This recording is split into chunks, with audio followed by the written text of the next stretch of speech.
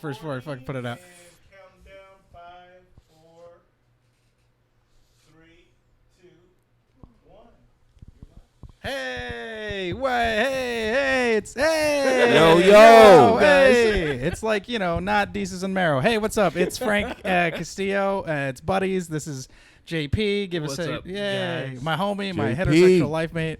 Our today's guest, one of my favorite people, Dave Getzoff, right? Or how do you Yes, say sir. your You last got name? it exactly right, Frank. Getzoff. I love your last name. And but we started in the comedy scene together. We were just talking about open mics, and we were smoking beforehand, and we started talking about how.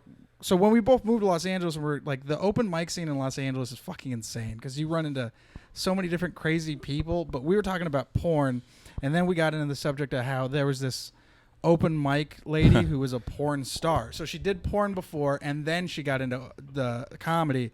And we were all I remember her there all the time, but we were saying how she it was like an open thing that if you helped her write, she would fuck you.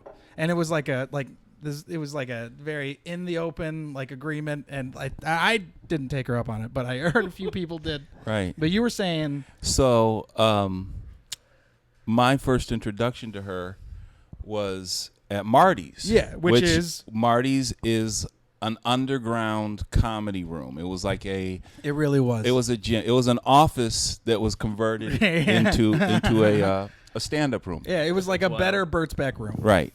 And Marty, who was the owner, he would have a different host every night of the week. Yeah. And so he's like, I was a regular at Marty's. But he would was get your picture up on the wall. Yeah. I had several pictures on the wall, Frank. Weird flex, but okay. So, which I still have. I rolled this weed on the picture that I have from Marty's. Cool. I'll finish the jack.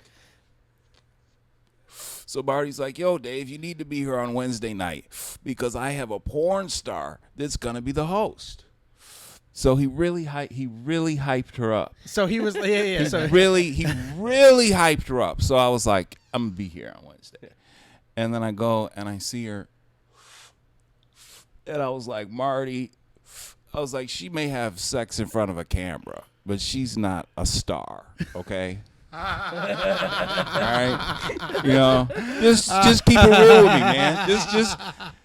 She's got it, but she doesn't got it. She was not a looker. Yeah. I mean, if you were into MILFs and older women, yeah, she definitely type. She had a category on porn. She definitely. And let me tell you, she had a category. This is how fucked up I am. I found out she did porn accidentally. I found out because I was going through Pornhub. I was like, yo, isn't this bitch at the open mic? Right. And then I found out. But yo, she heard me say that on stage. She walked in in the room. She walks in the room. I'm on stage, and I said that exact same thing. I was like, Marty, you could have just, she has sex in front of a camera, but she's not a star. And then she. By the way, great line. Great. So, I'm a big fan of. I'm a fan of capping. I'm also a fan of just being on stage and shitting on the last person that was on stage before you. Because one, if they're a friend of yours, like we're all comics. Well, you're the master. You're the. I mean, I wouldn't say the master, but it's. I don't know. You're the champion, I should say. You're the champion. I think busting balls is fun. You know what I mean? Yeah. Yes, but I wasn't. I don't but really. Porn is an art, and I could see how you disrespected her. I don't go. That's not really my style. I'm an honest guy. So she walks in as I'm saying that, and she's like, you're not such a looker yourself. She's like, how much sex do you have? And I'm like, bitch, obviously not as much as you. All right. So I said, but you have to understand here that this is odd. Okay? Doing comedy and porn is odd. That's not something. I was like, bitch, if an astronaut comes in here, we're going to talk about the moon. You know what I mean? like you cannot deny the obvious. You stand out. Because that's all when she was on stage, that's what she would talk about. You know what I'm saying? So it's like, yo, this is the obvious. I'm stating the obvious here. Also, her headshot was her. Yeah, her with tits her out. titties out. With By her the way, titties out. yeah. By the way, the only reason I would go to Marty's is to stare at that headshot. Right. That was the only reason I'd pay the $5. Got, I wouldn't even go up. Yeah, hilarious. Yeah, that's so funny. So, and then I remember she got revenge on me, and she like crossed. She at Rock Paper, which was a coffee shop up the street from Marty's. Yeah, one of my favorite coffee shops. Now Blackwoods. Right. She ends up scratching my name off the list and like writes some shit. And so but She definitely got you. she got me. She got me, Frank. Instead of being number 13, I was in the 14. Yeah. But in the end, you both lose because you're at a fucking. You're like, great. We're at a fucking coffee shop still. But I'm here, and she's no longer here. Yeah, she I think is now in Canada, So, which is where I think all porn stars that quit go. that is a hell of a blunt right there. Yeah, man, this one's an eighth of a strain called Slur Crasher, which Jesus. is Slurricane and Wedding Crasher, and then a gram of blueberry muffin hash. Incredible.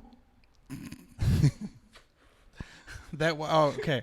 I didn't realize that was. I didn't realize that's what was happening. Yeah, I thought I was so high.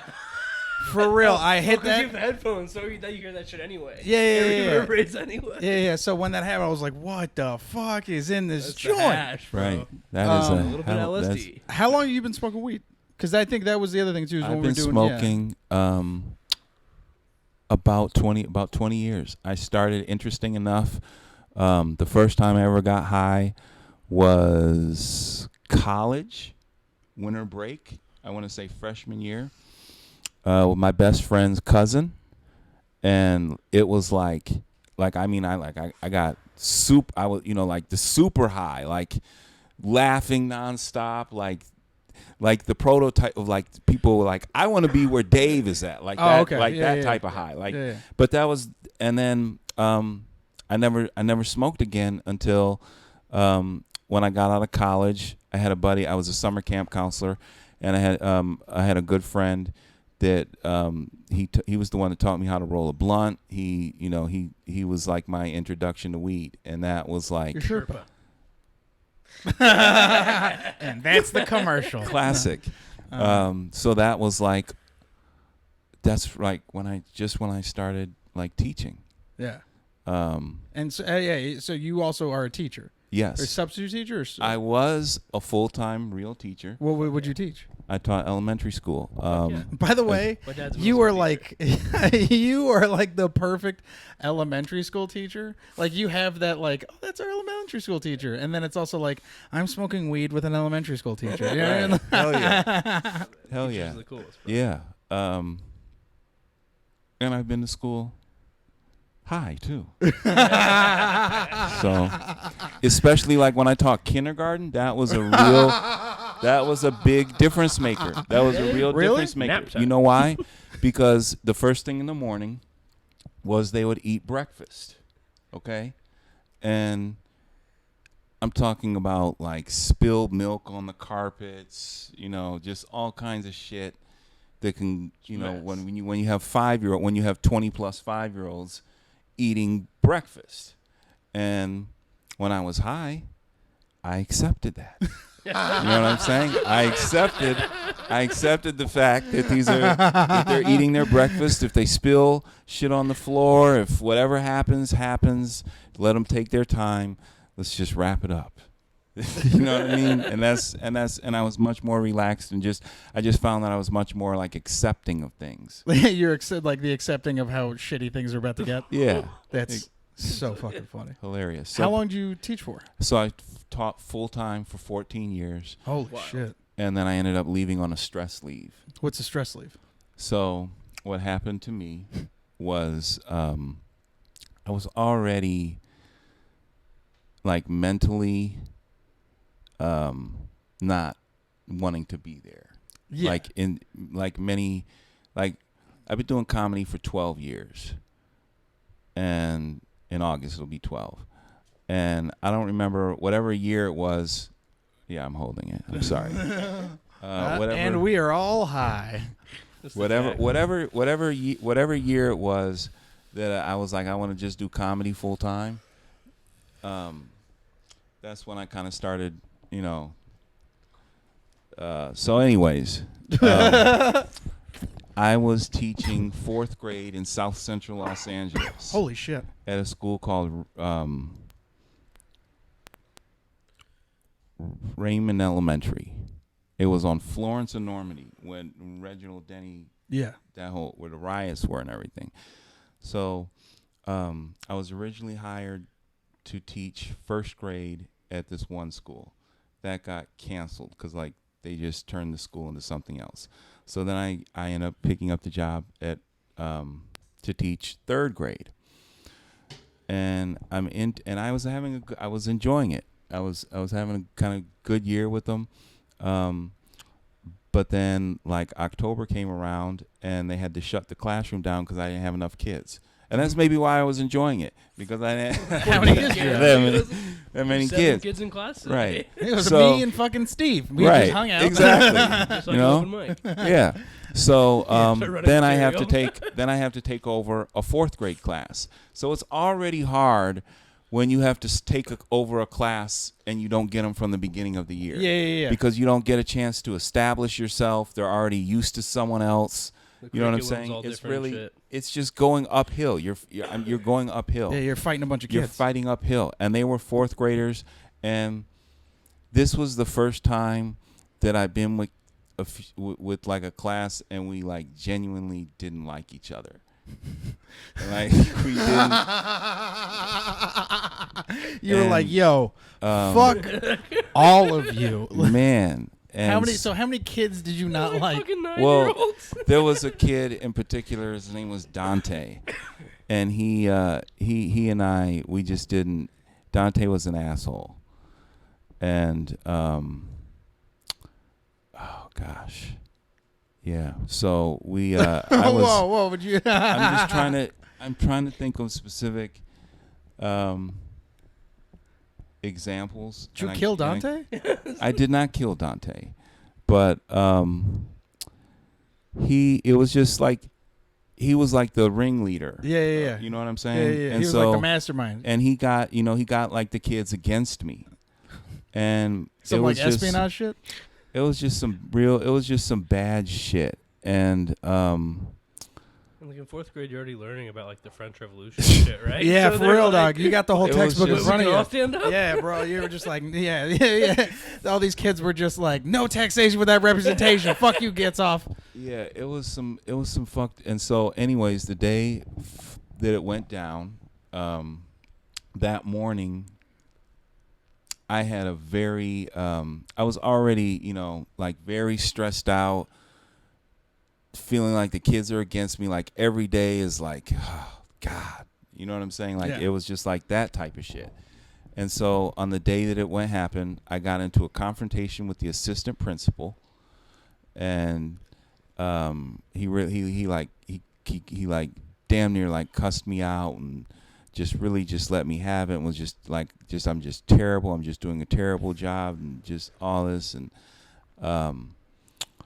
And so I just remember going out in the hallway. The kids went on they were on their morning recess break, and I was just in the hallway, and I was like, man, I just pacing, like I can't do this. I cannot do this. Yeah.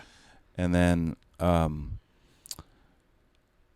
someone told, like a union person was like, you should go. She was like, you should just go home. And so I ended up, and I was like, should I come back tomorrow? So I went, and then I told the other assistant principal, I said, I'm going to go home now. And then I can't be here. And so I let them know, and then I left, and then I called another comedy friend of mine, and she's also a union rep. Oh, okay. And so she knew like what I had to do. And so she was like, you need to go to the hospital and you need to tell your doctor, because you need to get like this, like paper trail. like this documented and everything. And then so I told the doctor, I was like, Doc, I'm teaching 4th grade in South Central. And he was like, and you're white. And he was Is like, that what he wrote on the note? yeah, he was like, you're white. Here's your stress leave. That's got to be incredibly stressful. And so then it was December 2nd, 2016. No, I'm sorry, 2015. So what was dope about it was there was 2 weeks until winter break, so I was basically off. I had like 5 weeks because it was 3-week winter break and then two with the stress leave, and then I just decided I was going to resign, and that's when I resigned, and then I said that I was just going to fuck you, Dante, I'm out of here, and then I went, and then here was the interesting thing. So I thought that going from real teacher, full-time teacher to sub was just going to be like no problem, like boom, like like an open mic, like sign me up, put me first. I'm ready to start tomorrow. Put my dues in, and then and they're like, no, I had to reapply again, and then I didn't get it, and so that and Uber, because that was my plan. I was like, I'm gonna sub and I'm gonna do Uber, and I got denied by both. What? You got denied by? Because I had a DUI record. I had I'm sorry, it was a wet reckless driving. It was a DUI that got reduced to a wet reckless. I went to court for 8 straight months. Jeez. My only time in jail. Thanksgiving of 2008. What was the DUI? How did it happen? How to get reduced? Yeah, also give me the DUI situation. So, I love DUI and I stories. apologize for I'm sorry that story wasn't as entertaining as it should have been, because I haven't told it. I have not told it on stage in a long time, and I know we're not on stage here, but it's still the muscle. I just haven't. So, and I'm high. Yeah. But anyways, that's this whole show, bro. Yeah, it's only the beginning. Yes. Yeah. For real, it really is. That is just the But that's the first joint we brought you through. The DUI shit was Thanksgiving '08. I was living in an apartment complex that had like the swimming pools and I was just feeling on top of the world that morning. Do you usually have DUI start? Is that That's usually how it starts. Yes. Yeah, you're like, I'm fucking great out. fucking day. Yeah, yes. it's a good fucking day. Right. And so I was like, I started like smoking and drinking at like 6 a.m. Uh-huh. And I'm not even really a big drinker. But I had but like, you were like, I got to start early. it was because it was Thanksgiving. It was Thanksgiving, and I had just it was some shit where there was an aide who was trying to. She like had made some advances with me, and I didn't accept them. So then she tried to like accuse. I tossed a book to a kid. Like when I was passing out books, one of the things that I would do as a teacher that the kids seemed to enjoy, that I had a high school teacher, he would throw the books. He would like throw the book. It was fun just catching a new book. Yeah. You know what I'm saying? So I would do that with the kids sometimes. I would throw the books to the kids. And this kid was like no less than like 3 feet from me. And I just tossed it to him. And she said that I threw the book at his foot. Or she made like some bullshit. She's trying to get me like fired, and she's trying to get me in trouble. And so I ended up getting rid of her. Oh shit. And so, and I was just feeling good, and I was in a good place. And so, I was planning on going with my best boy and his dad to a barbecue in Long Beach. Mm-hmm. Not a barbecue, a buffet. yeah. That's how I was going to spend. And I'd never gone to a buffet on Thanksgiving. I was super excited to go. So, of course, I spent all morning training for it. You know what I mean? And so... Just shadow boxing with 2 turkey drumsticks? No, with 2 blunts, right? With like these type blunts. 32 ounces of breakfast. Yeah, I was just like... and a little bit of Alizé. And so I'm driving, and I'm on the 405. I'm really vibing to the music. I think it was Kanye West, actually. It was the... No. Anyways, I'm vibing. I'm in the zone. All of a sudden, fucking traffic slows. I'm going, when it was one of those shits where it goes from like 80, and now all the shit is Everyone's like 20 miles an hour? Yeah. So I end up hitting the car in front of me, and then I get hit from behind. So I check on everybody. Everybody's good. My car had the most damage. What time was this? This was this was at like 2 p.m. Okay? So 6 a.m. to 2 p.m.? But I drank a little bit. I thought I was way better That's you for you, know, Frank. than I was, I suppose.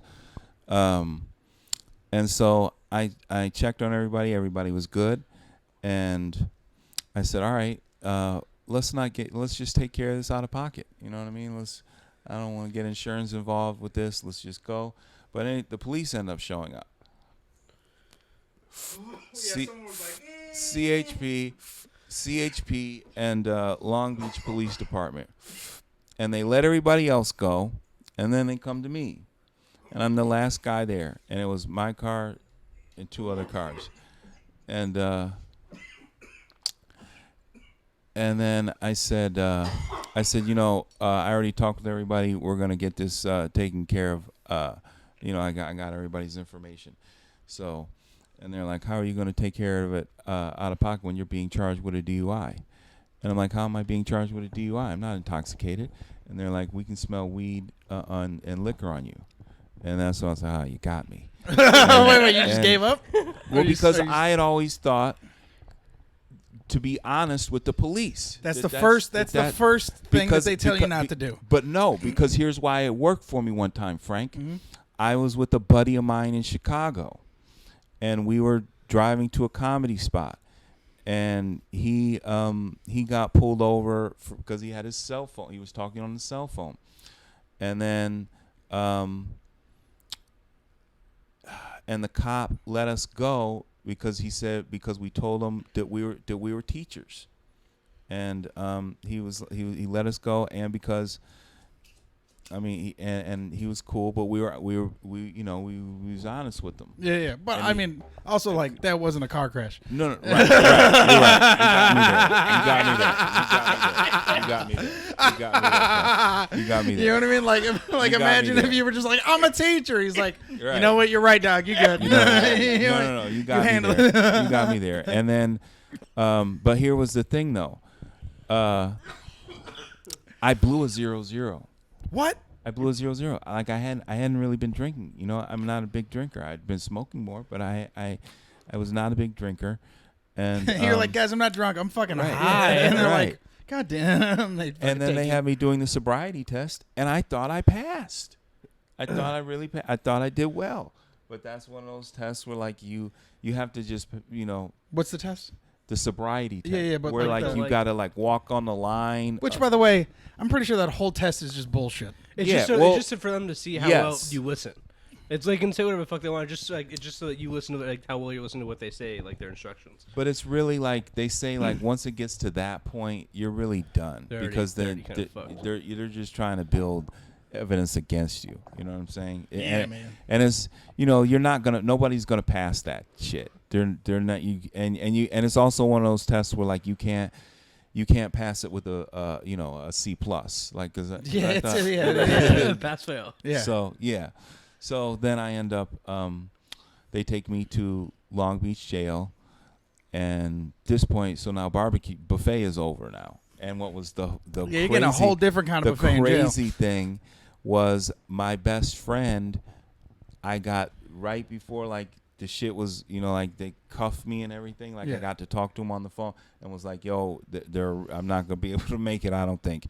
You know, but they got me. I got into this. I'm here, and then he drove past, and he saw me. Like, he waved. He saw me in the car. He was like, "Yeah, we're going to the buffet." being taken to Long Beach jail, and they put me in a holding cell, and then they said I could come out of that, and that's when I thought I was going to be free. And I can still make this buffet. I still got it. And then buffet on the mind. Man, and I still had weed too. I still had some weed and I was like, I can make the best out of this.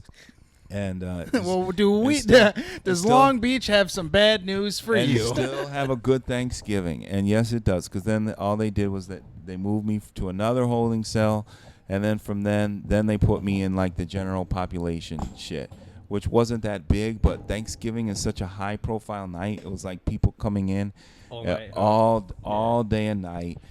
And thankfully, I had How long were you there for? I was there from like about 24 hours. Okay. So how many different people did you see? Because you're right. Thanksgiving, it's a holiday, so it's like you're getting all walks of life. So just people coming, you know, like you can hear and you can just hear people just like just all kinds of noises and sounds in the middle, and just it was a terrible experience, and it was no buffet. They fed. They had something. The sausages. They don't do anything special for Thanksgiving in jail. They had a dish that is known. This is what I found to be very interesting. You know how like I grew up in Chicago. Where did you grow up? The Bay Area. That's right. You told me that. The Bay Area, Frank in the Bay Area. Did you guys ever have in elementary school? Do you remember the like Pop-Tart pizzas? Yeah, those were like my favorite. Cheese. It would just be like either cheese. I think rarely would it was mainly cheese. All I remember is like we used to have pizza sticks. Yeah. Okay. Almost like something like that, like almost like a pizza pocket, but like a knockoff pizza pocket. Well, this was like the cardboard. I mean, like the. Because I remember like the square pizzas we used to get where they were just like. Yes. So that's pretty. That's like countrywide. No matter like where. Once a month you'd get pepperoni. You see, right? Exactly. It would always be cheese. Exactly. Yeah. Exactly. So they have a dish that's known across jails. I've talked to people who've been in jail from all parts of the country, and there's a sausage that is referred to as donkey dick. Yeah, it's like donkey dick. Yeah, that's what they call it. It's subsidized, right? All the food and everything in prisons, like privatized. So it's a company that basically handles the nutrition of the inmates, or just the jails and all that jazz, and what they get fed is like bullshit. It's like fucking Snowpiercer. Yeah, absolutely. Grinding everything up. Yeah, because they're like, if you're a prison, you gotta. There is a lot of it's for profit, right? Yeah, so it's like right. You're just doing whatever you can to make money. Yeah, absolutely. So I gave up all my food. Donkey dick, dog. So donkey dick it was, but I didn't eat anything. I didn't do any push-ups. I didn't do. Did you see anybody doing push-ups? No. Because also it's jail. Yeah. You know what I mean? Like, but I just thought of that. I just thought of that. That was my impression of what people did. Yeah. But also, like, I'm sure someone goes to jail in like a crazy part of town. One dude is just getting ready. You're like, oh. Well, you know the worst part about the worst that I saw was you got to shit in front of everybody. Was people shitting in front? That was the worst shit. That was like after drinking and shit. Jeez, like just people, because some people have that idea of like they're uncomfortable, they don't want to see it and stuff. Not me, dog. I'll look you in the fucking eyes. Yo, you fucking better hope I don't go to fucking jail or county.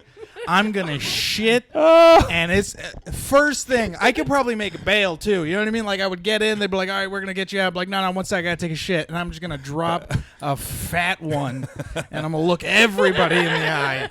Because mind you, I can't fight, but if you're telling me exactly, I could shit.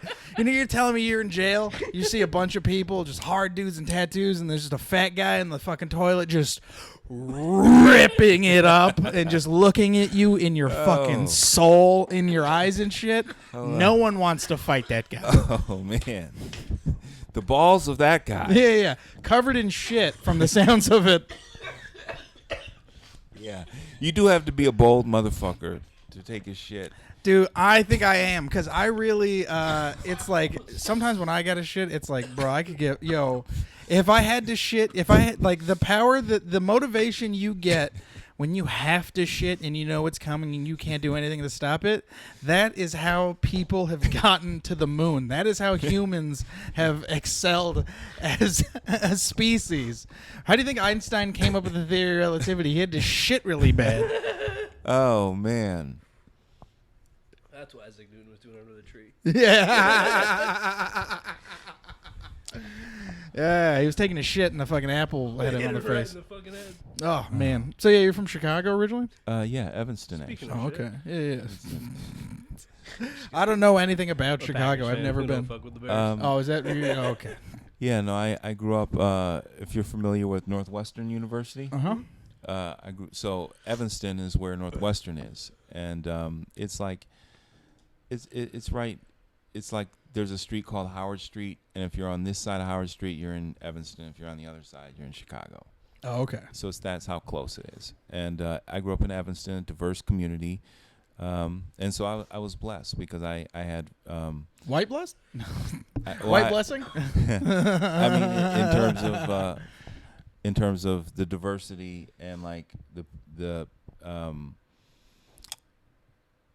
like I didn't know like that it was like odd to for a white guy to sit down with black people at lunch until I got to college. Yeah. You know what I'm saying? Like, because I feel like that's how it is in the Bay Area. Same thing where it's just like, oh shit. Yeah. We're in a bubble. It's Because just I different. just saw my friends. That was just my friend George. That was just my friend Mario. Like that's how growing up it was for me. You know what I'm saying? So and it was people. You know, it was people from all walks of life, and I had a lot of great mentors. So it was a great experience. Yeah, it is definitely like that. Like when you come from like a place where there's a lot of diversity or a lot of culture, other people and stuff, and you grow up around it, and it's not like I've never seen this before kind of thing. You really are kind of spoiled with it because like that moment when you do go outside of your bubble to a place where it's like, oh, you've never seen a Chinese person, right? You know? You're like, holy shit, that's crazy, right? And that's what it was like. You know, like my experience when I got to college. I saw people that only knew of black people from what they saw in Boys in the Hood.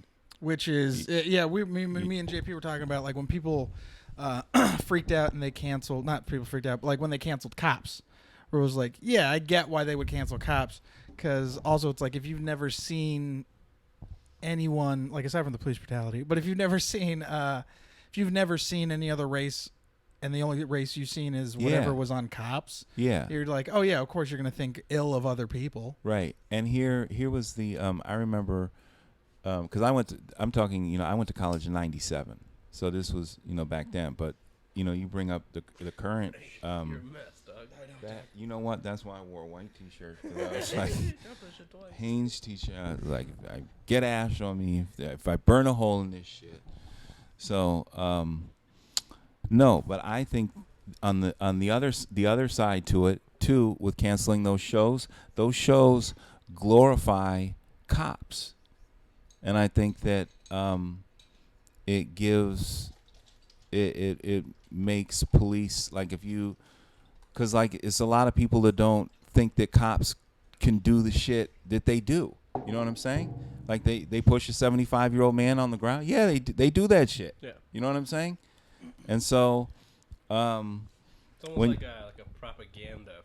Side where it's like always seeing this side. So when you sell the whole thing of cops, coming and taking cats out of trees and like guys. Making them the heroes. Yeah. Because that also is something that was a very big narrative growing up. Yeah. It was like, a cop. Yeah. Right. Like, right. Oh, fuck yeah. Right. My dad's best friend growing up was a cop in Hollister, who's a great dude.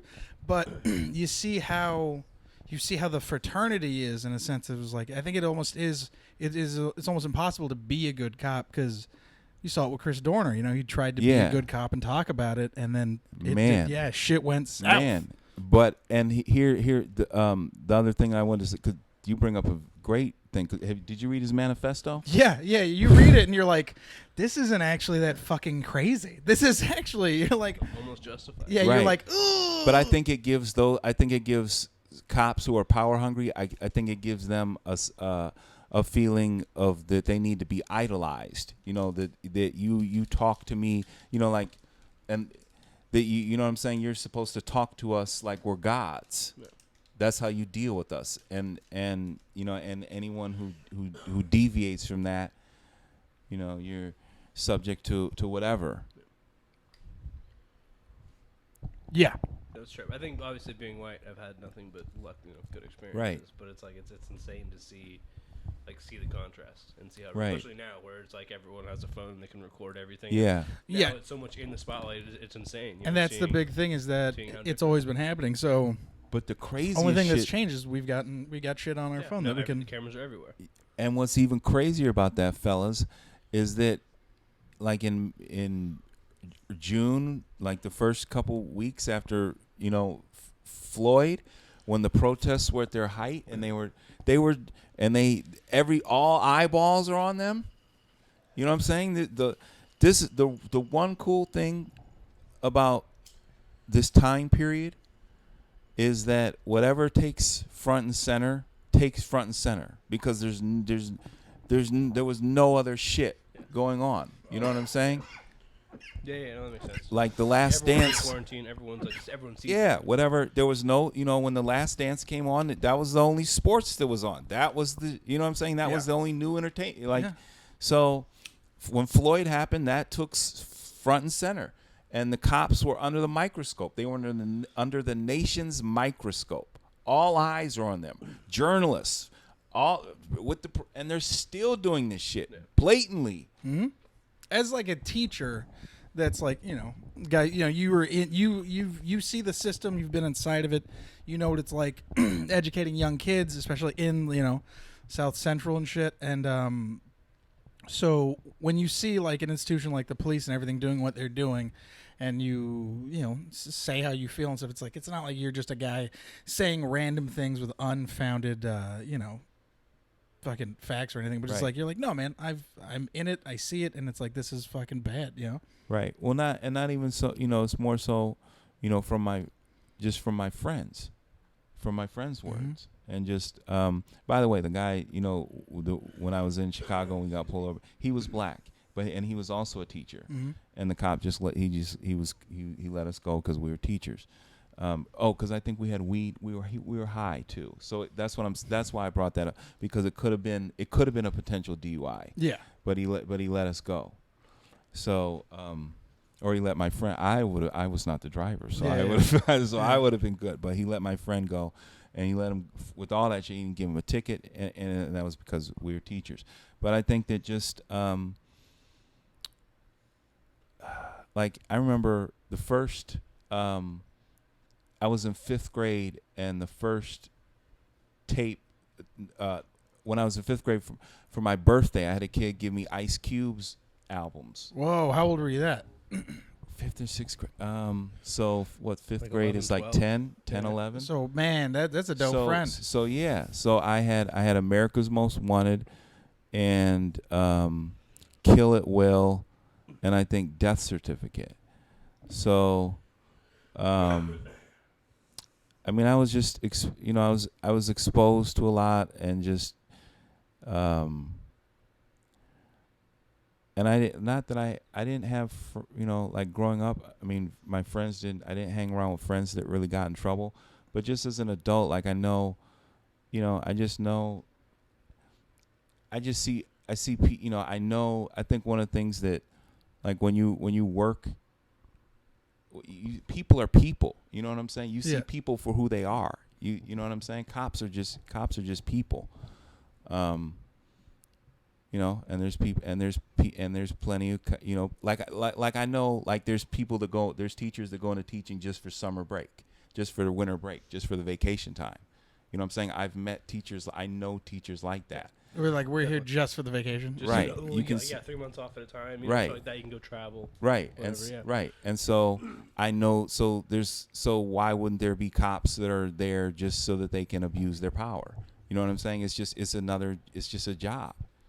Yeah, man. Shit, there's priests that are purely into the priest whole thing just because they can have access to kids. Yeah. Yeah. Absolutely. Man, this is what this podcast is all about. We get super stoned, talk about that real shit, bro. I watched Spotlight last night. Have you seen that? I haven't. It's with Ruffalo and they talk about Do you think it was the Hulk for a second? No, I thought it was fucking the Zodiac. That's a great one too. Ruffalo and, he also plays a journalist. Yeah, yeah. What's Spotlight about? Spotlight. I know. Spotlight's about. Spotlight. What did I say? You said Spotlight. Spotlight. Okay. Yeah, it's about the newspaper. It was the Boston Globe. They talk about. Michael Keaton's in it. Yeah, they talk about all the priests fucking the kids, the pedophilia in what is it? The Catholic Church in that area and stuff.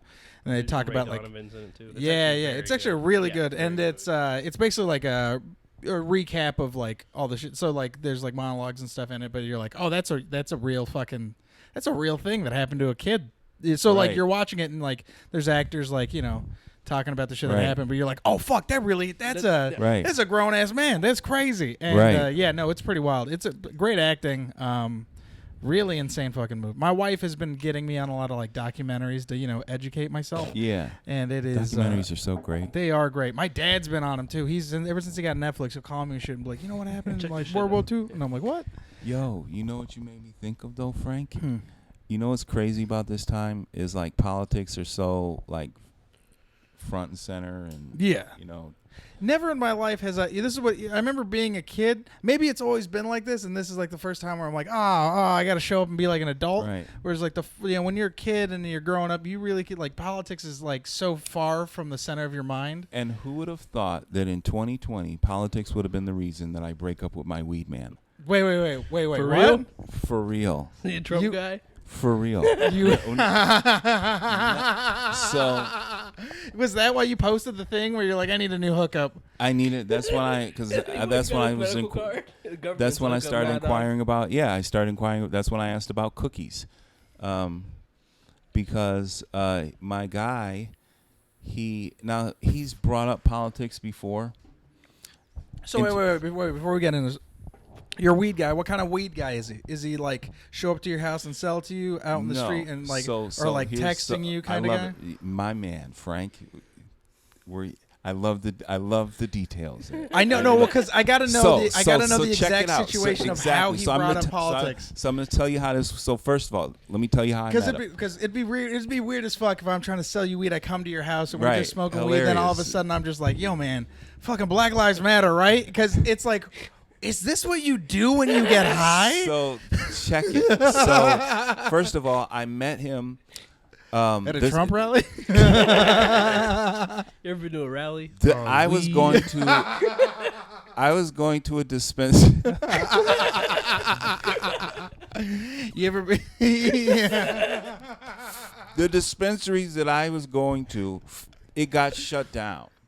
Yeah, we used to go to GMC, right? It was GMC was a beautiful one. That was one of my favorites. Yo, so GMC was. Yeah. It was like a. 50, it was, but it was GMC, and I think you put me on to GMC. I did put Frank. you on to GMC. You did put me on. It to was GMC. it was like a dispensary owned by, I think, like Armenians, or definitely it was not. Yeah. It was not a legal dispensary. Yeah. Great prices. Yo, 50 for a real good quarter, 60 for their top quarters. You know what I'm saying? Yeah. But yo, it was a great spot. Yeah, it was dope. But I found another spot that I was going to on the other end of Melrose, like Melrose and Normandy. Yeah. And it was a dope shop too. And they got shut down.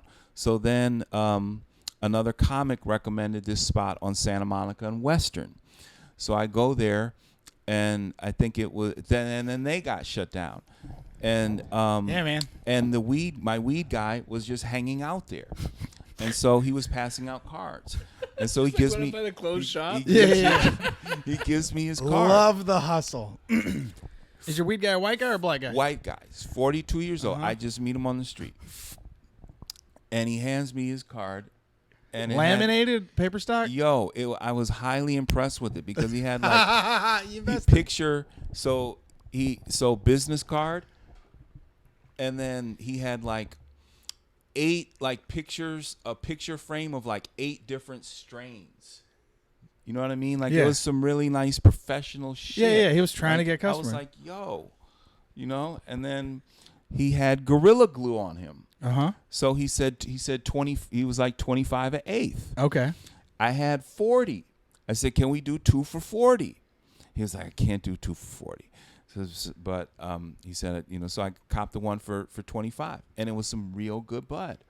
And by the way, this is how I know he's not, you know, cool dude would have did 2 for 40. You know what I mean? Like, you know, someone who votes not, you know. Well, you know, know, it's good weed, Frank. Yeah. another annoying thing that he would do. Another annoying thing that he would do was he would bring up the fact that he said he made $8 each eighth. Well, he's trying to tell you the breakdown of his his he prices. would tell me, like, we got kind of close, Frank. We did, you know. He invited me up to his place to smoke with him once. And you know, so yo, all right, continue. Which I declined, because a gentleman never smokes with his female on the first night. Yeah. It's also so funny too, the idea of like the dance you do when you're like 2 dudes smoking weed. You know what I mean? You know, it's like, hey, you want to come up and smoke weed? And then you're like, nah, man, next time. You know what I mean? Especially your weed dealer. So, also, weed dealers, it's a dangerous game you play when you invite them up to smoke, because it's like, case in point. Yeah. So here's where. So dude was really cool. He was Johnny on the spot. He always had good bud. He had the same shit that they have at Cookies. for half the price. Like it's 60 at Cookies without even taxes, and he had that shit for 30. You know what I mean? So he was great. He was Johnny on the spot. We would meet. We would either meet at like the parking lot in John's. Tell him your spots, bro. Dig it. And I'm like Michael Jordan here on The Last Dance. Yeah. But I'm not getting specific. There's a million Johnsons in Los Angeles. So we would meet, all around his spot. But he would come to the car, or he was very. I also liked the fact that he was very cautious. You know what I'm saying? And he was like he was very like he did this. He was a professional. He was a professional. Some people call that he was a professional. But I think I respect it. But the part where we went wrong was when he crossed the line. So okay. So what happened? So this how many purchases in? So because he's like you said you got close, so I so assume this was your guy for a bit. So he was my guy. We met like I think the first time that I called him after I met him and he sold me the Gorilla Glue. Mm-hmm. The first time that I called him was July 4th. And then it's a special relationship, dog. Man, he answered the phone on a holiday. He was around. No problems. You know what I'm saying? And I called him early, and I was like, "Yo, bro, I'm working right now, but are you gonna be around about 9:00 tonight when I'm finished?" And he was like, "Yeah." And he called. He was there. It was boom. The transactions were smooth. He had good bud, 25 1/8. Boom. You know what I'm saying? I'm good. And then this one particular time, I was in my car. I was waiting for him. I was watching a B.J. Armstrong interview. B.J. Armstrong was a Bulls player. He played with Michael Jordan. I'm a huge Bulls 90s fan and Michael Jordan fan. So I'm watching this, and he comes, and I put my phone away when he comes in, and he says, "Were you watching, was that Trump you were watching?" And it just was like how do we go, like what like this just came out of nowhere, like where. And then he just, one thing I noticed about him was he assumed a lot. He assumed a lot of shit. Yeah. And so he just like that's definitely on your way to your friend drops an N-bomb, and then you're like, I can't hang out with this dude anymore. He would go, yeah, so check it. So I had a friend of mine in who's from New York, comedy buddy of mine in New York, and he wanted to go back with an ounce. Yeah. So I called my guy up, and I tell him, I'm like, I have a friend of mine who's from New York. He wants to buy an ounce. He's going to be with me. He's in the passenger side. And he was like, cool, I'll just get in the back. And so he goes in, he says to my friend, he's like, so where in New York are you from? And he's like, Brooklyn. He's like, is that the hood? You know? And how did he say, is that the hood? Was it like, is that the hood? Or is it like, is that the hood? Like, it's like a little scared. Like, is it like just assumed, it was just like, he just assumed that when he heard Brooklyn, that was just supposed to just be a bad neighborhood. Yeah. You know what I mean? Like he just assumed, and like I think he just assumed that my parents, because when he said it was that Trump, and he said, are your parents Republican or Democrat? And it just was like, huh? Like, it's just like, why does this matter to you? Is this sativa or indica? That motherfucker, that's the conversation that we need to be having here. So did you just stop using him, or was there like a formal breakup? Well, so what happened was the last time we met, which was 2 weeks ago. Did he just have his shirt on to see? He pulls up in the parking lot, and he says, man, it's crazy about what's going on right now. And I thought that he was going to be talking about Corona. Mm-hmm. And then he says, man, this defunding the police shit. He was like, this is crazy.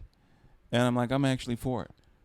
And then he goes, huh? And then he just goes on. And then from there, I became a guest on Tucker Carlson's absolutely. Show. Which, by the way, is how it always goes down. How do you sell weed? And I'm like, how are you against defunding the police?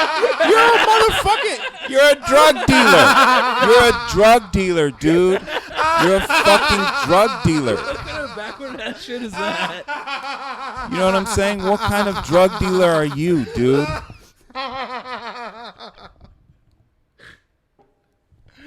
You know, Oh, and my then God. and then he goes on and he's like, I mean, all this this burning buildings and all this, and I'm like, I'm for that too. And then he's just like, and he just goes, no, you're wrong. And he's just like, and defunding the police is wrong. And he's like, you don't deal with the black people that I deal with. He's like, you do comedy and you deliver food and all this, and he's like, but you don't, and he was like because there, and he was like, there's a group. Then he made it sound. He said that white people are being targeted. He was like, you know what happened today? He said someone said Black Lives Matter. And then the white person said, no, all lives matter. And he said, you know what the black person then did? Pow! And then he was just like, and that's going to be you. Or, you know what I'm saying? It's like, that was the shit that he was coming at me it's going to be you, dog. What are you talking about? Right. And he was just like, just way out shit, man. And this was like going into like 30 minutes with this motherfucker. And that's when I was like, man. Wait. Did you had the weed transaction started yet? No. So then he's just going on, and then so I price just went up. When I get you don't deal with the black people that I have to deal with. Oh, and then ones this that was smoke weed. Then check this out. This he says because he got robbed. He got robbed a couple weeks ago. Yeah. Okay. And he said people rob. Right. And he said he was like, the way it happened, he was like, I can't even blame the cats who jacked me. He was like, because I made it just so easy for them. You know what I'm saying? Like, it was inexcusable on my part. So he didn't, he was like, it's whatever. But it raised the price from $25 an eighth to $30. Okay. Cool. Fine.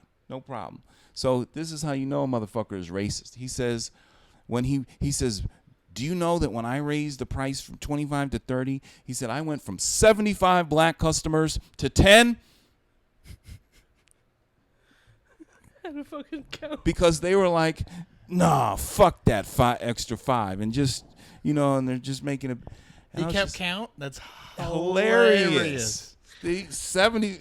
And I think that's what the thing that it boils down to is this, like, you definitely see a lot of people that are like, it's this, I say it's the unawareness where I was just like, if you're counting black people, that is a little weird. Like, just that perspective of thinking, Yeah, very. Don't get me wrong, I count how many black friends I have, but that's because I like to brag about it.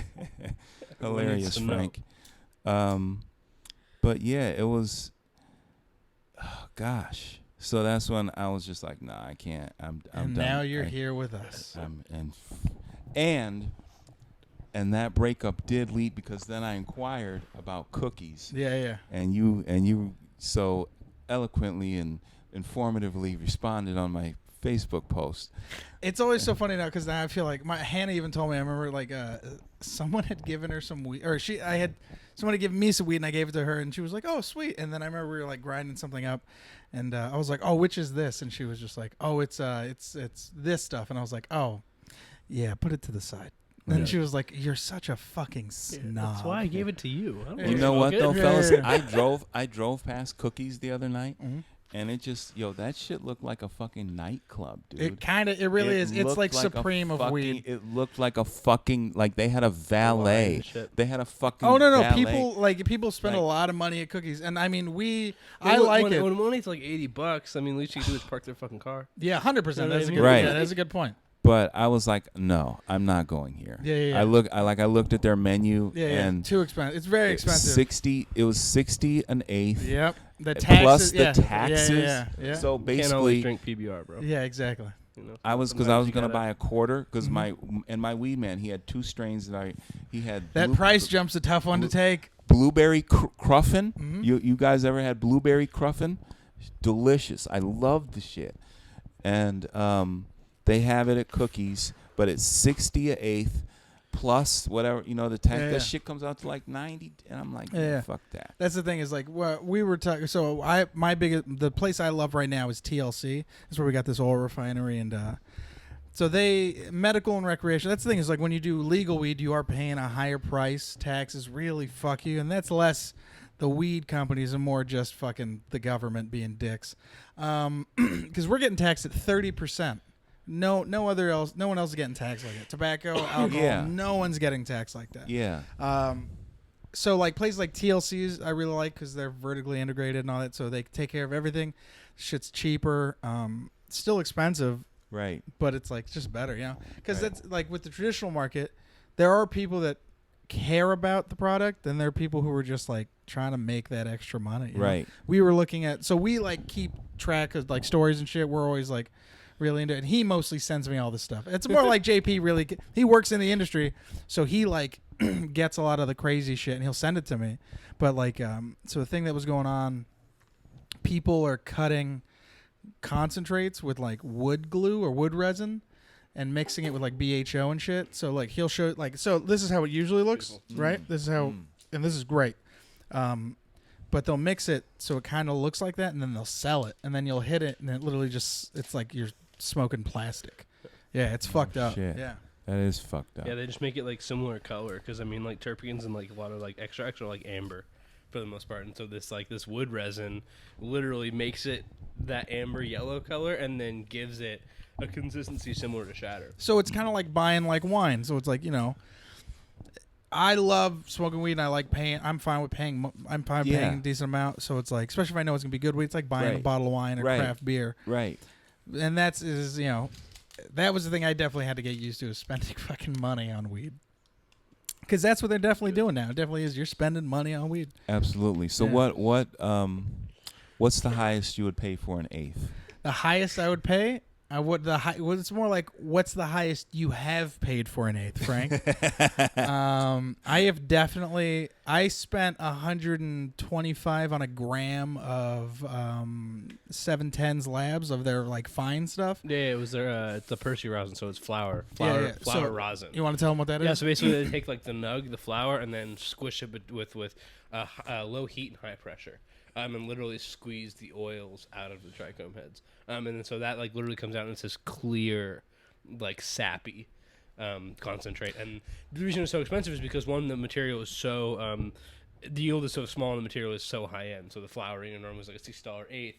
You're only getting like a 10% yield on that. So for every eighth you're getting 0.35 grams. You know what I mean? So it takes a bit to make a gram. So that's why it's so expensive. And then you hit it and you're just like, fuck. And then it just takes you out. But an eighth, the most I've spent on an eighth, I mean, that MJ Ultra is really, really good, but I don't think that was that's more of the affordable. That was definitely affordable eighth. Yeah. That was like 60. I think the most I've spent was like 80, 90 on an eighth. But also, and that's like 60 something before tax. 63 before tax. So a lot of it is the before tax. Right. Yeah. Right. So so the tax is what really fucks you. I mean, and the other thing is like, not a lot of places are selling as half ounces or ounces or quarters. Which is what they used to. Now what they're doing is they're selling them as eighths, so you're getting taxed on each item. Yeah. So that's where they really fuck you, is that it's like you're paying $60 plus tax when you buy a quarter.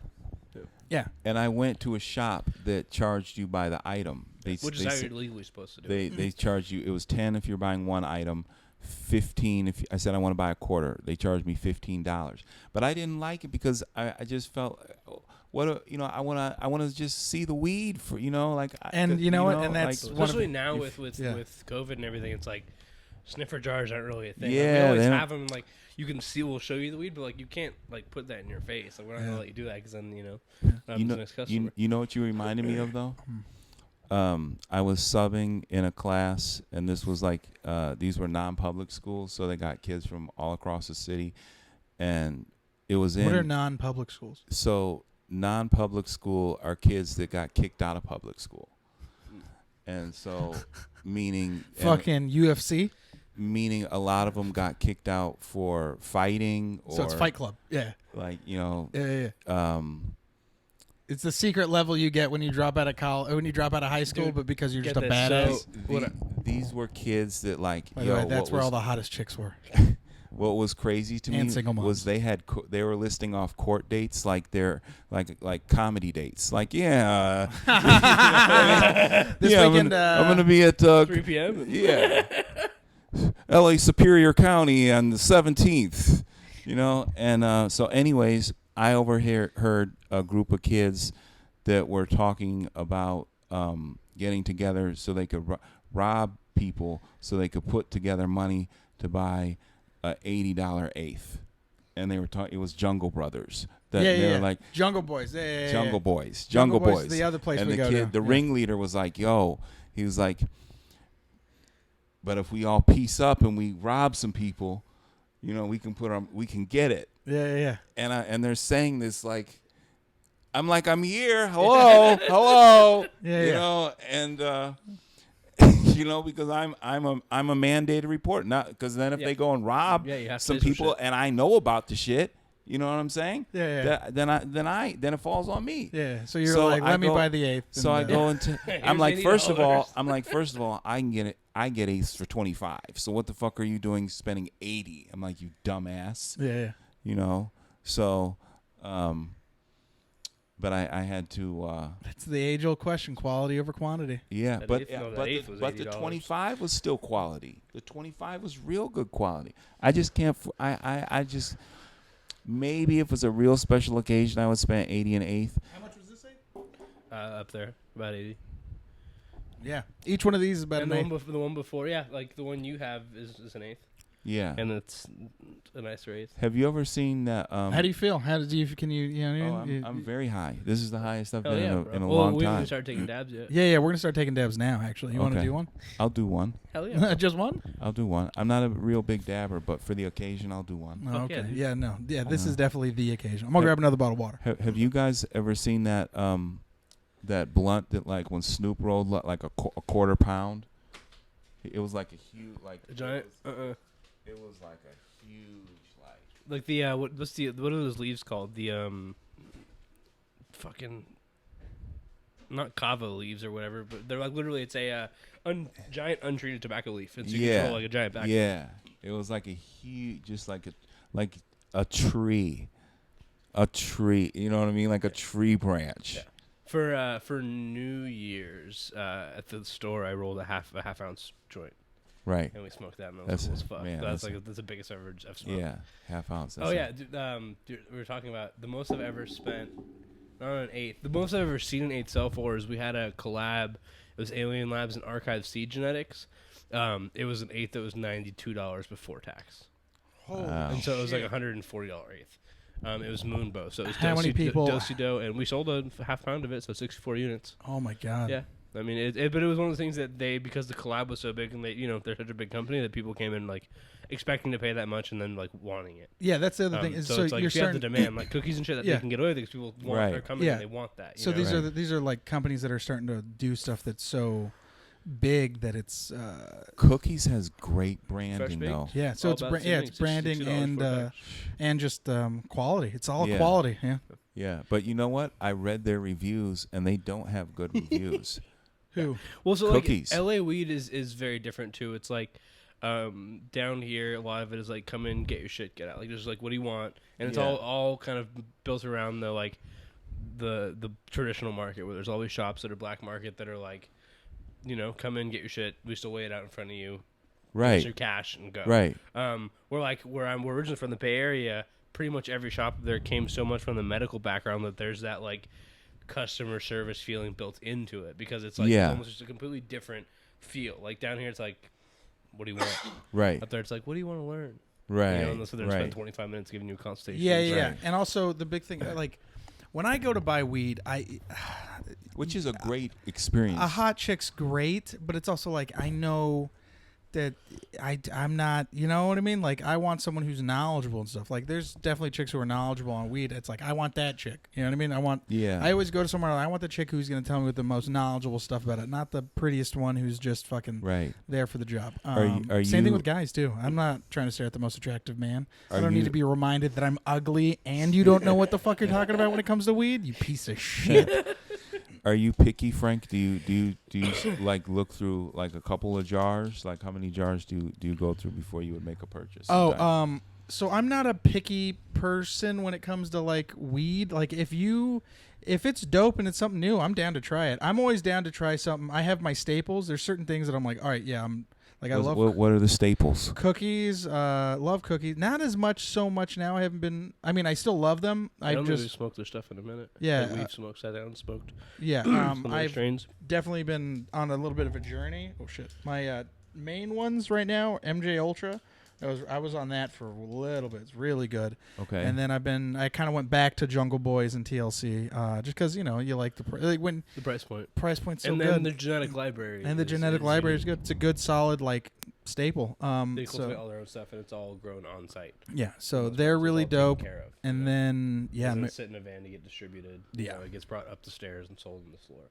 So it's all like taken care of by their staff. yeah. you So know? like Right. if you look at these the best of the concentrates, best. the package date is about a week and a half ago. Yeah. Like it's all fresh. The flour I have is is fresh from not long ago at all. Like it's all dope. Like actually, when I went the other day, they literally had one strain available because they There's just lots of it. they just blew through what they had grown. So the new harvest is coming in. But yeah, it's like they still had weed to sell and their other spot had weed to sell, but it's just like that's how quick and so in demand this shit is. Wow. Yeah. It's good, really great shit too.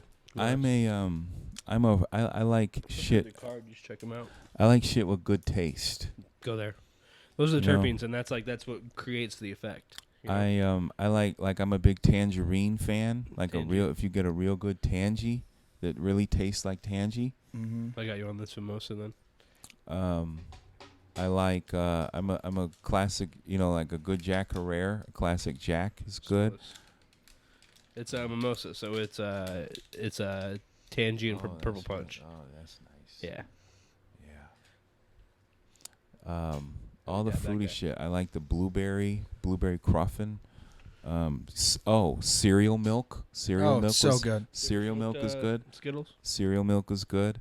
The best shit that I had was banana, and I got it in Banana OG. 08. No, bro, I got it in. Like a fucking wine. That's how you like when you run into there's like that's how I know you're a huge stoner. Is like there's like the summer of '89. There's it was a bag. Yo. He had it. It was Yeah. because that's what it is. It is a plant. It's a harvest. It so was it's like 2000. It was some 2000 shit's just a fucking Yes, oh. it was August of 08, and I had a weed man who was the security guard at my building. Man, that is a dope weed guy. Isn't it? Isn't it? The only problem was that he flaunted too much, and that's how he ended up getting popped. Like he would bag the shit up in the guard shack, like scale out and everything. You know what I mean? And he would, and what was funny was like his shift would start at 6. I still know he would go from 6 to 2 a.m.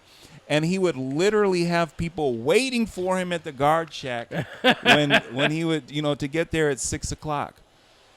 And he had, your drug dealing hours can't be the same As your work hours as your work But hours. he It's got to was be like a just- few hours late. You know what I mean? You can't be late to both he jobs. was just so open about the shit, and that's what ended up costing him. But he had this great batch of banana, and I mean it tasted like bananas. It smelled like bananas. It was just delicious, and I never have seen it duplicated at any dispensary. I've never, you know what I'm saying? Because then I would get excited when I would see it at a dispensary and be like, oh, this is going to be. Yeah. And it was never, I never seen anything like it. Ah, damn. I remember one of my favorite weed guys. It was a dude I did jujitsu with.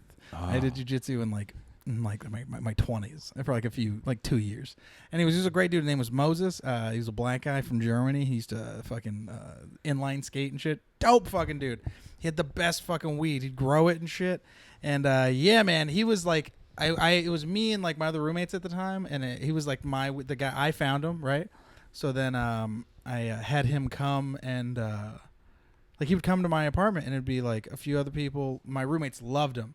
And that was the thing, is like he was like a weed guy that we all loved. Like Yeah. he'd come in, he'd be like, "Hey, this is what we got." It would Smoke everyone out. yeah, no, well, that, and he never overstayed his welcome. Right. He would actually leave to the point where you're like, "No, you can stay." You know what I Right. mean? And then it was just like, I remember it was so funny. Like we'd be like, "Oh, Moses is coming." Everyone like, "Oh my God, yeah!" They get so excited because they're like, "Oh, Yeah. the weed guy's You know, coming." money to Yeah. give. Yeah, and I remember for my birthday he showed up, and I invited him to my birthday. So I invited my weed guy to my birthday, and we'd always do jujitsu together, so I'd always see him The and homie. stuff. Yeah, yeah. He was the homie more than anything.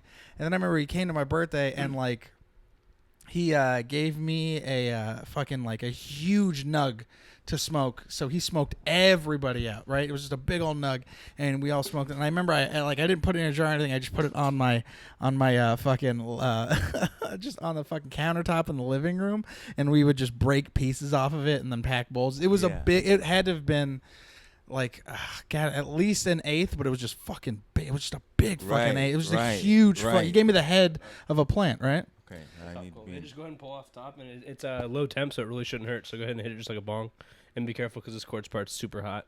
Okay. Yeah, you're good. Just pull it. You're good. Just pull it. Yeah, and it's low temp, so it's not going to be like super heavy, or shouldn't be any like super. You shouldn't get crazy lit. Yeah. No, that's all you. I was expecting like. No. Because so like, there's different ways. So like people a lot of times when they dab, they hit it like right away, and it's hot as fuck. I let it cool down so that you still get all the terpenes, because terpenes are like the most volatile part of it. They're the first to like disappear when you heat it up. So like if you're doing it too hot, you're not gonna get any terps, and you're just gonna get. Yeah, you can just keep THC. pulling. You don't have to touch the top or anything. Yeah, you can literally just keep pulling. Yeah, there you go. I remember that banana that I had. So I would lay down and go with the baggie on my face. Yeah. Oh, yeah, my weed guy, he came and he met all my friends and shit. And I remember he ended up writing me a note afterwards. He moved away and like wrote me a note, but he was like he in the note he talked about my birthday, because I didn't realize like his background. He was saying like where he grew up with. He was like, I didn't have a lot of friends where we can all hang out like kids like that. He was like, it was just a lot harder and shit. So he was like, just for you to invite me into that and just everyone be cool and shit and just be dope. And it was like a fun fucking. He was like, that was the. He was like, a lot. Yeah, he was like, it meant a lot. Yeah, but yeah, he was like one of my favorite dudes. Right. Yeah. My best weed man that I had was back in Chicago, in Evanston, Market. Oh, actually. The mic. The best weed man that I've ever had was from Evanston, and he gave me, the first time he did this, I referred a friend of mine to him, and he gave me $5 off of my purchase. Next time. The next time goes off. Yeah. And then not that I mean he was just a great guy. Yeah. And we had good conversations in the car. Yeah. You know what I'm saying? And he was like your guy. Like he knew when to dip out. You know what I'm saying? Yeah, he knew when to dip out. And then there were times when we really chopped it up and really talked for longer amounts of time. But when I told him that I was moving to California, and I was like, yo man, I'm making this move. I really got to get my dough together, and this and that. And I was like, and you're my guy. This is who I'm spending my money with. Can we do $5 off all the time? and he was like, yeah. And he was, you know what I mean? He put a ring on it. He's like, He put a ring on it.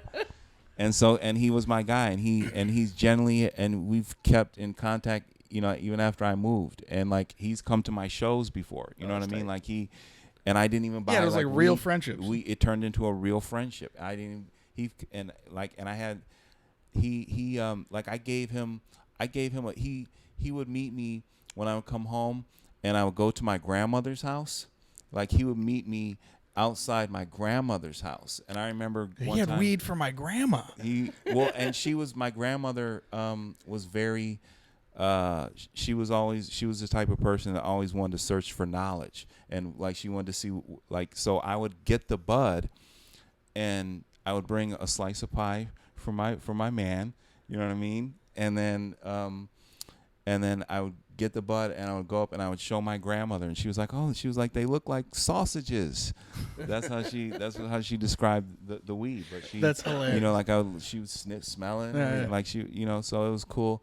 But he like your guy, like he knew when to dip, and he was a professional cat, and he just was a great human being, and it turned into a nice little cool friendship too, My weed guy from the Bay is one of my best friends still. Yeah, man. My boy. And you met initially on weed. We met at an EDM show. Like we both took our girlfriends. It was like a Valentine's Day show in Santa Cruz at the Catalyst. And he was wearing a cookie shirt. And so I was like, oh shit, cookies. Like, hey, How long ago did you meet him? This was 5 years ago, 6 years ago. Okay. Yeah. And so I was just like, oh, cookies, hey, I got a couple joints, like if you want to smoke, let me know. And he's like, oh, me too. And like literally just like started taking shots at the bar together, and then like gave him my number, and then like I just disappeared, like I blacked out in the night, like ended. Yeah. And then like fucking a month later, I hit him up and like I started buying weed from him. And now Yeah, we're man. When you homies. give another I buy a man your dog from number, him. Yeah, man. yeah, to be friends, that's a fucking yeah. You're like, Yeah. yo, here's my number. Give me a call. Yeah. Let's hang out. Let's Yeah. do Hit me up, shit. dude. Yeah, Yeah, yeah. man. Yeah, That's my boy. Yeah. Yeah. Yeah, that's great. Yeah. We were talking about this earlier. I totally forgot about it. You had posted about needing a place to stay in Frisco, and then I think I tagged one of my best friends in comedy and just in life from high school, and I totally forgot that you guys ended up going on a dope adventure together. Oh man, we had a great fucking time. Yeah. Fucking Andrew, man. I got into Frisco, and I had been to Frisco once before. Oh wow. And I had a good comedy run. And actually, during that, when I came out, I think that was spring of 2015, and Michael DeBay was the cat who was like, who I was hanging with, and who was like taking me to spots and stuff. Yeah. And you know, he really hosted me nicely, even though I stayed at a hotel. But anyways. I went out to Frisco this time in January, right before Corona happened, and I fucking flew out. Oh, and it was my first time fucking flying with weed. It's a great feeling Did you too, fly right? out of LAX? Yo, I flew out of LAX. Yeah, they don't give a fuck. LAX doesn't give a I fuck. was- San Francisco doesn't give a But I fuck. was knowledgeable because I read that you could take up to an ounce. Yep. They don't give a shit, dude. You It's could take nuts. up to an ounce. Dude, I was flying out of San Francisco, and I had just gone up for like a weed party. Like one of the brands flew us up for Yeah. like a weekend or whatever. And I was flying home with an ounce of weed in my in my carry-on, Right. and like 8 different jars. And the guy like Wow. looking through the thing, literally like you can see him like the thing goes back and it comes forward, and he just looks up and makes direct eye contact with me and just gives me a look the entire way through. But just like was totally and these okay were with the it. jars. Yeah, And these were just jars. like pretty yeah, but Yeah. just, like, you know. Yeah. But it was just like it's fucking San Francisco. I had Yeah. I had a container. A quarter of Gorilla Glue. And Man, you really love Gorilla Yeah, Glue. that's the it one, was yeah. one of the best strains that my weed man had. He had a good Gorilla Glue. But I do Gorilla Glue to me because I'm traditionally a sativa guy. But Gorilla Glue was it felt like it was a nice middle, you know, because it was tasty. Yeah. And it was still, it could be a daytime. That smell on that is It was, dope. and the smell, the aroma on a Gorilla Glue. But yeah, well, we're really just talking about flowers and shit, you know? Yeah, Yeah. you're Yeah. absolutely right. 100%. I've never heard someone put it out like just. Yeah, we're just that talking- was we're talking about flowers. Yeah, you're right. You're Yeah. right. It's so profound. We're so high right now. I ended up taking a selfie. I got on the plane. I was like, "Yo," and so I take a selfie because it was just so. With the I was with the weed. I was so and the ecstatic. security guard. I was so ecstatic. How was it hanging out with Andrew? And so I get to Andrew's spot, and he showed me around the house. Dope house, right? Dope fucking house. Dope house. It's a dope fucking house. What part of the city is it in? Dude, it is like it's in I think it's in oh fuck. Is it by more towards Cobb's, like North Beach, or is it It's up the it's a hill bike. It's in the Mission? like or? it's in I think it's in the Mission. It's like where Cobb's is. It's like 15 minutes a little bit further in. It's kind of like near where the big park is. like by Dolores. Yeah. Yeah. So I mean, It's kinda by the- Castro Mission. Yeah, exactly. Cool. So, yeah. Okay. dude, but his house is fucking the dope. house, It's 'cause- it's 3 yeah. stories. 3 stories and dope like porch. Oh, Like, the porch you've been was on the that dopest, dude. That porch. And the then, view- well, there's 2 porches, because there's the one on the second floor, and then there's also the one up top. right. Yeah. But the one up top is so fucking dope. Yeah, the city has the coolest fucking buildings. The dude. They're one. all What was 100 the years one? old. What was the one where there was? It was like the couch. Yeah, that's the top one. That was the top. Yeah, top and one. then you can also Yeah. go up on top of that. There's Yeah, like a roof. because I stayed in like this like nice little shed almost.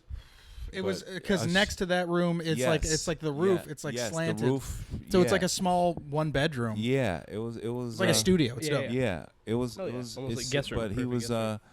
Man, Andrew is such a great guy, and That living room's dope as fuck too, right? the living room with the, With the with the projector? projector on the. Oh man, We would, dude. I talk about how my favorite trips to San Francisco are going to Andrew's house because it's like yeah, he has. every time like I went up there for a few weekends. I went up there for Chappelle's weekend. Then I was also up there for Michael Che and Mo Ammer's weekend.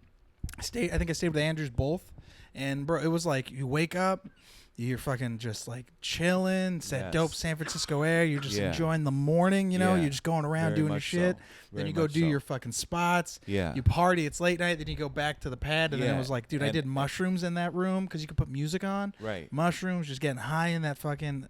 It's just Especially such like a dope. projector, Oh, dude, it's such a is dope. really Like, cool. And his roommate, all of his roommates are really cool. all of his roommates are fucking amazing, dude. Very, very nice. Very nice. So people. nice people. SF Very like nice. cultivates like that kind of people, like a lot of cool people. Yeah. It was very cool, man. I tried to. I did mushrooms one trip with him, dude. It was like we were just walking around just doing a little bit of mushrooms.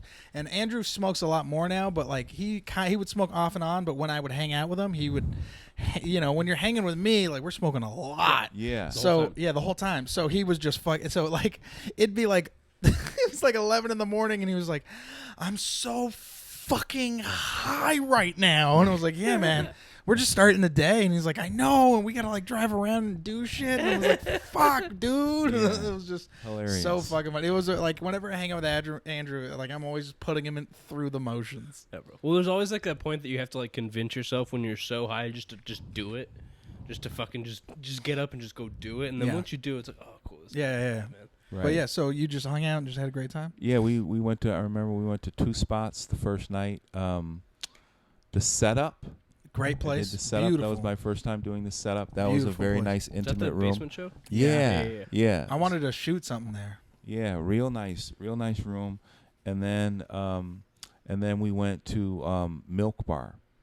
Oh, Milk Bar's beautiful. And Milk Bar, that was my favorite set of one of my favorites. But that was I really like that. I really like that room, Milk Bar, and I got to really like stretch and do like 20, 30 minutes, and it was I closed, and it was a lot of fun. And then we hung out at because it was me,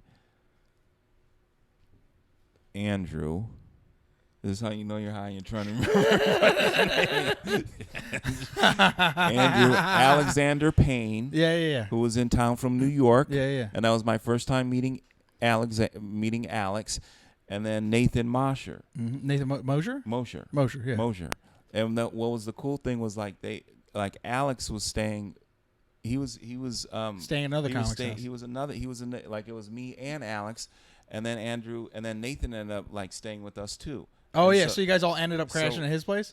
All at Andrew's spot. Yeah, it always ends up turning into like a fucking weird sleepover, right. and it's also so dope. But we went to a food spot after a Milk Bar, and that was my favorite night.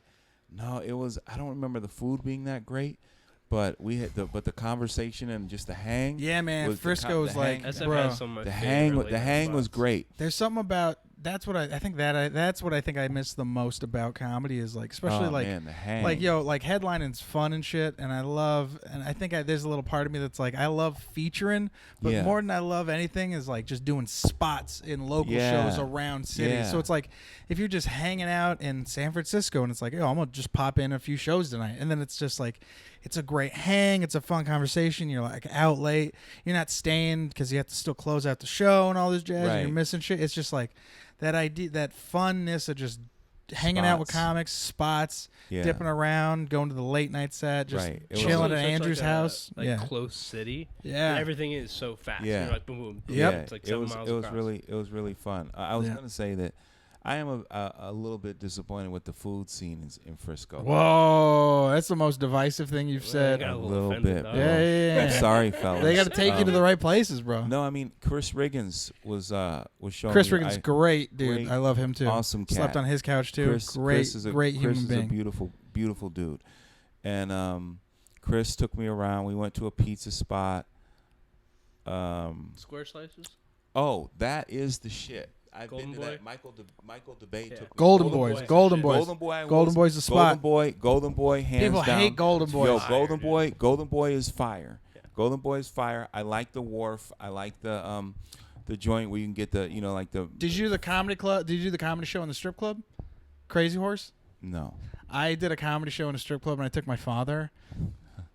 Listen, I'm just making memories. He's like, you should keep coming back, man. Yeah. This is- God, I was too high too. It was definitely one of those situations where I was like, "You guys want to see me do comedy at a place that's so not suited for comedy?" You know what I mean? Like, Right. It's like I've done Yeah. shows before. It's like you guys have seen me do show. You've seen me do great comedy in never like invited real my father. shows. Yeah. You want to see me do like the scum of the earth? No, it wasn't the scum of the earth. It was a lot of fun, but it was Yeah. definitely like very like. Was that good? It was something. You know you're a struggling strip club though, and you offer stand-up comedy. It was actually fucking dope. So it was like the back People were VIP actually room. watching the Yeah, comedy. yeah. It was Right. like the back. It was the back VIP room, right? So it was like you walk in. There's the main strip club downstairs in the front, and then but you go to the right, and then you go past all the VIP booths where people are getting hand jobs for money, and then you go upstairs, and it's like the back dance area. But it's like there's a stage and a strip pole and like glass and shit, and there's a place for like the DJ. Then there's a smaller back room where everyone was just going and smoking.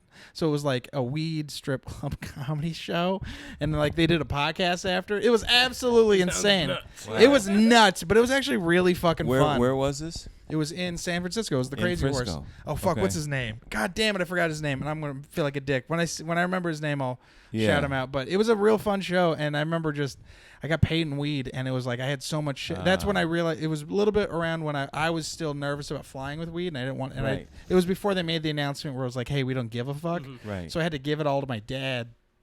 So my dad had like a bag full of those like edibles where it was like each one's like 25. Yeah, just like the little like the onesies or whatever. Yeah, the back in the days. So it was like he had a bag full of them, right? Had to have been at least fucking 50 little those gummies. So each 25. So he had a lot of them. And then someone else, it was like they'd give me so much weed that when I fucking finally was like, oh no, I had packed a little bit in my bag already. And it was already pretty full, right? And then I remember being like, you're just gonna have to take all this, because I remember getting out of the car and I found more, and I was like, oh yeah, you're gonna have to keep this. And he was like, all right. So he kept the joints, the weed, and the edibles, and he ended up giving it to like his friends and coworkers, and they all liked it so much they kept hitting him up afterwards, like, you got any more for sale? He's like, I'm not a weed dealer. Yeah. I just have stuff. My son just fucking left it here. Yeah, he's growing Wow. a plant right now. Wow. That's I can't wait to see it. Yeah. But no, I went. I walked when I was staying at Andrew's spot. I went walking around in the neighborhood, Mm-hmm. and there was a joint that had tacos, Yeah. and it was like they charged me for like 2 chicken tacos and some chips, and a pop was like $14. $16. bro. You know what I'm saying? Yeah. And Yeah, I'm down like, here tacos are $1.50 still, Yeah. $2 up there. Yeah, They're yeah. at $3.75. Yeah. Yeah, it is And they all a fucking have beans on them. racket. right, but I like the wharf. I like the. Isn't that crazy? The further north you go, the Mexican food changes.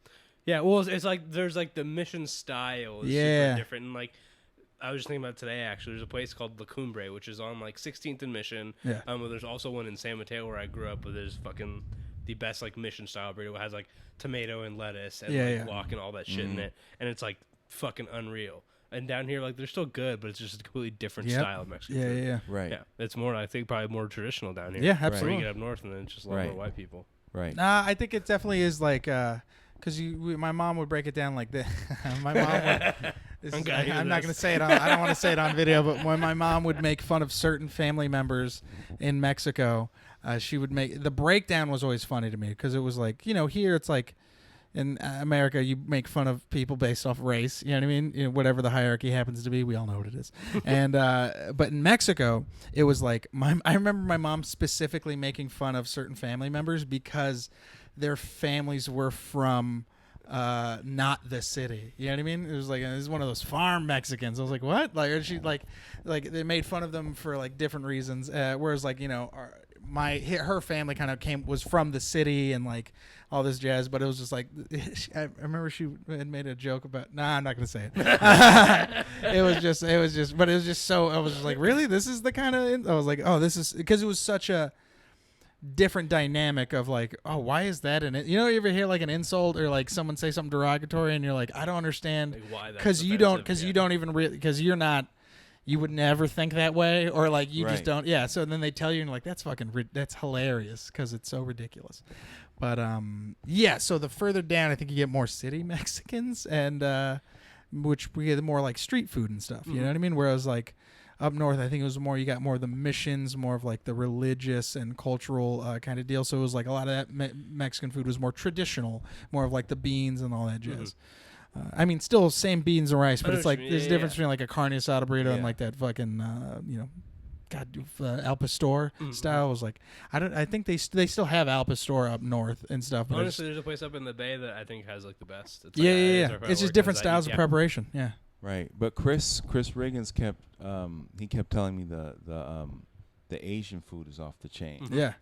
You got to go to the places that there's no English though. Yeah. Like, sure, go like to Chinatown and eat dim sum, and they're like, and it's like your mind will be blown. Yeah, absolutely. Yeah. You got to go to. You always like get to find a friend who's like kind of with it, or maybe speaks a little bit of the language. Like you can just kind of like guide shit, and then you're set. Yeah. But it's definitely like anxiety driving going in because there's tons of people, and you're just like, I don't know any of this shit. Yeah.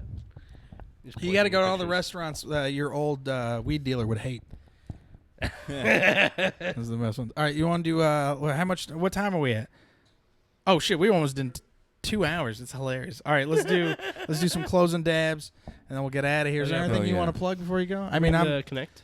yeah, it's right there. And then I got the battery right over here. The dome there. Yeah, man, I miss comedy. I miss it a lot. I sure do, man. I fucking miss it so much. I sure fucking do, man. And this was totally a great experience, man. I don't know where dope. it went. No, I definitely brought it. I think it's probably in the kitchen. Yeah, so you definitely, yeah, I fucking miss it. When's the last time you went on stage? Fucking March. The last spot I did was Ryan Tamo. Who's another great guy.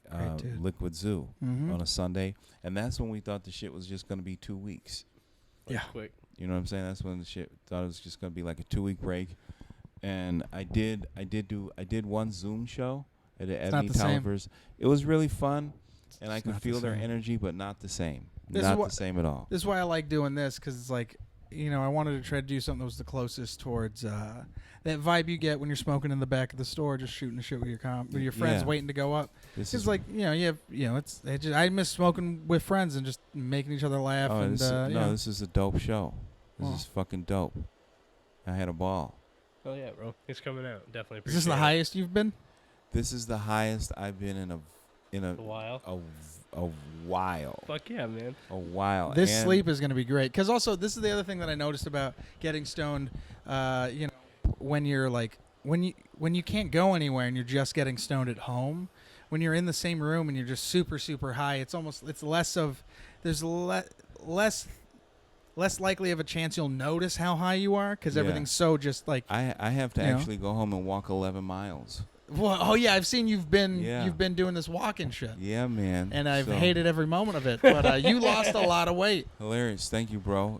So wait, you walk a full 11 miles? So what I do is I walk from my house, like Normandy and 8th to I'll walk to 6th to Wilshire and San Vicente, which is it a straight line? It's 6. It comes out to 11. It comes out to 10.8. That's crazy. 10.8 miles. There and back? The round trip is 11. But I first started, I would do, see, I'm a 9-time marathoner. Wait, So what? I've done. I've done. I think we're going to, you know what? cool, We're just going to keep going. I've done. Let's light this guy up. Yeah. If you want to, man, that's your baby. Yeah, I mean, you sure? We got dabs, dog. Yeah, we got dabs. Okay. All right. I can't argue. Keep it light like the last Cool. one, bro. Thank you, fellas. Yeah, man. You gotta savor that one. Yeah, I definitely will, because tomorrow is my 14-year anniversary. So tomorrow's my new year. So I'm gonna be. I'm totally. So wait, you're a marathoner? So I've done 9 marathons. So my best friend, he By the way, would not have known that looking at you. Mind you, and it's not like a. It's just like I get it. I see my wife's mom is like a fucking like She loves it. That's her thing. No, And the cool thing about the marathons is like it's 20,000 people out there. So it's people from all walks of life who are doing it for all different reasons. And the first reason the reason why I started it was because my best friend, he was a cross country and track guy, in high school and college, and he ran the Long Beach Marathon, and he showed me his medal. And I was like, yo, I'm going to do that. I was like, you heard it here first, in the kitchen in Long Beach. I'm going to do the Chicago Marathon next year. And I stuck to my word. Like, all my friends were like, nah, he's not going to do that shit. He's not going to do it. And I went, and like, I've always been a walker, because I didn't get my license till I was 27, till I moved out here. Yeah. Because in Chicago, I could get around walking or public transportation. Yeah. And I actually love that. That's one thing I liked about New York. So great. So great. So great, especially being high too. Yeah. You don't have to worry about driving or anything. Yeah. So so I stuck to my word, and I ended up I remember I walked from my house. I got to a point where I could run like 3 miles without stopping. And then I remember I walked from my house to Navy Pier, which was like 15, 20, and I was like, oh, okay, 15, 20 miles. And that's why I was like, oh, okay, I'm going to do it. I can do this. And so, but I'm going to do it my way. I didn't register for the shit. I showed up in basketball shorts and some Air Maxes. And I hopped over the fence and got in with the other 25,000 motherfuckers. So you did it the most Chicago way ever? Gangster. And so, and then the crazy thing about it was... They still gave you a medal? Yes, because I finished the shit. So they gave me a medal. And what was crazy there was no, like, checkout at the end with your, like, number? They don't know, man. They're just handing out medals? Because, I crossed the finish line. You know what I'm saying? Yeah. So, and that was the only time I never paid for the registration. But... I didn't see if you liked it. Anyways, I had like a disc. I think I had a Discman. Because the first time I did it was 2005, and that non-skip. It was that shit took me. CD. It was 6 hours, bro. 6 hours of fucking foot to the pavement, but I finished it. I'm a finisher. How were your legs afterwards? It was the most pain that I've ever experienced. It was like when chicks talk about popping their cherry and like the pain of being or giving birth. Yeah. Like that. Like that pain was like so like excruciating. How long afterwards were you fucked? For a couple of days. But then the thing about it was when I did the next marathon, which was like about a year later, I was expecting that type of pain, and I didn't feel it like that. Because my body had done that before. So you've been walking for like 11. So I did 9 because I would do a thing. Because here's the thing. It was such a life-changing experience for me. And I did it as part of my preparation of moving to Los Angeles, because it was one of those things where not only did I want to keep my word that I said I was going to do it, but I felt like, oh, if I can do this, I can do anything. Yeah. And I wanted that type of preparation going into the move. Yeah. You know what I'm saying? And so so then I did the Chicago Marathon, and then the next marathon I did, was a year later, I did the Long Beach Marathon. Wow. And what was crazy about that was like, and then I would do like, and that, like the courses, the going through the cities and shit is really fucking cool. And Long Beach was like the most boring, because it gets to a point where like you're walking like through people's lawns and shit. Like, really? It's like residential neighborhood type shit. But I did Chicago a bunch of. I did Chicago twice. I did L.A. The most I did was L.A. because then I started doing a thing with the school that I was working at. Was I wanted the kids to feel the same type of experience that I felt, like you could do anything. So I would run a marathon. I would walk the marathon, but I would complete a marathon, do a fundraiser, and then we would have, with the money that I'd raise, we would do like a type of field day where like the kids would go through different types of team building and different obstacles and feel like they accomplished something for the day, and then they get a medal. And it's fucking dope. Yeah, it was dope. That was a cool thing. So Are you still teaching now? Am I still teaching math? You said. I'm still teaching now. Corona. I was teaching. Yeah, I was like, oh, we all got oh corona. no. No one's I was teaching. teaching. Yeah. Oh yeah, duh. God, No, I'm so what high. was I'm really so high cool, I forgot about corona. Yeah. No. What was cool was I had a sub assignment that I picked up in November, and it was a special ed class, and I had a really fun time with. It was like one of my best years ever, like favorite class, and that shit ended up going from November, and we were like, man, because it was me, and I had another aide that worked at the school, and then another aide who was from the same sub agency as me, and the three of us, we all worked very well together, and we were like, man, we hope we can keep this shit going till June, and let's just finish out the year because we're doing a good job, and we took over from a teacher who had got fired, so everything was smooth, and the shit ended up going until March. And they hired till when Corona hit. Oh wow! And then they hired a new teacher, and then she ended up doing the whole virtual learning with them, which I was glad because I didn't want to do that shit anyways. So she got hired, and then I got unemployment, and I got the better of the deal. Oh yeah. Absolutely. At least you don't have to teach on Zoom. I can imagine that being very very fun. No, I mean you have to do a lot of planning. You have to, because and the like all those meetings and the emails and all that type, all that shit. Oh gosh. And like you couldn't imagine teaching like middle school or high school doing that. Like only teaching a 45-minute class but having to do it 8 times on Zoom. Be the Right. worst. But see, the thing about it's more appropriate for middle school and high school because you could post a lecture, you can post links, you can because that's what they're using anyways. They all have laptops and they're all like Google Docs and like all this shit is all exactly. It's all internet. It's all on the computer. But doing that shit for elementary school, it's tough. like come, so it ended up going till March, and so I my last time teaching in the classroom was, matter of fact, I had a corona going away. We had a little school, we had a little classroom store, A little Corona pizza party where the kids. Well, we had a party for being my last day, and then the kids had a little class store where they would use their tickets that they would get for doing good stuff. And they could purchase things, and because I didn't know it was going to be like this, but we had a Corona blowout sale, and I just just letting items go, normally for half price. Yeah, half. You know what I'm saying? Just here you go. Everything must go. Hilarious. And the kids, and that was the last time, but we were getting to the walk. So then when Corona did hit.